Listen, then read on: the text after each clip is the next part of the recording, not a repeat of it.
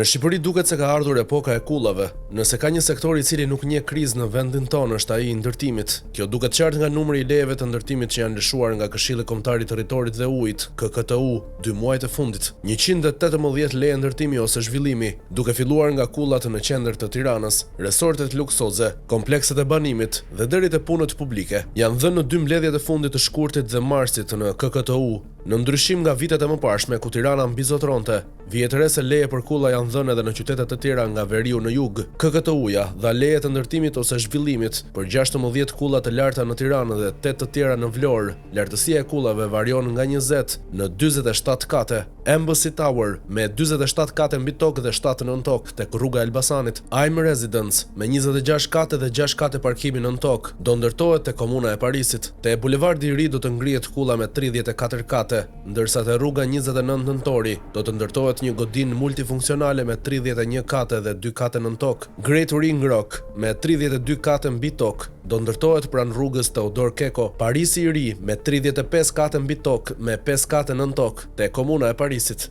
Barcelona Tower, 35 kate do të ndërtohet ngjitur me ish sigurimin e shtetit. Sunrise Tower me 35 kate, po përsëri në kryeqytet. Glow Tower, godin banimi, shërbim dhe hoteleri, 25 kate mbi tokë me 6 kate nën tokë, do ndërtohet në rrugën Zenel Bastari. Në bulevardin Gjergj Fishta është dhënë leje për një objekt me 16 kate mbi tokë me 3 kate nën tokë. Sima Tower në rrugën Bedri Karapiçi, Bashkia Tiranë. Leje të ndërtimit në Vlorë. Flatironov Vlora me 21 kate dhe 4 kate nën tokë në rrugën Dimitër Konomi. Saltera e përbërë nga 2 objekte hoteleri, shërbime dhe rezidenciale, 13 dhe 24 kate mbi tokë me 3 kate nën tokë. Kompleks rezidencial 11 dhe 13 kate mbi tokë dhe 2 kate nën tokë në rrugën Zenel Murra. Flag Bay, kompleks turistik dhe rezidencial me 14 kate mbi tokë dhe 2 kate nën tokë. Nuk mund të mungonte në këtë leje ndërtimi i preferuar i politikës Bashkim Ulej. KKT ka miratuar termocentralin që do të ndërtohet në Roskovec nga Terna dhe Gjener 2 i Ulajt, i kundërshtuar fuqishëm nga banorët dhe shoqëria civile. Leje të tjera për të përmendur janë ato në parkun diellor të Spitalës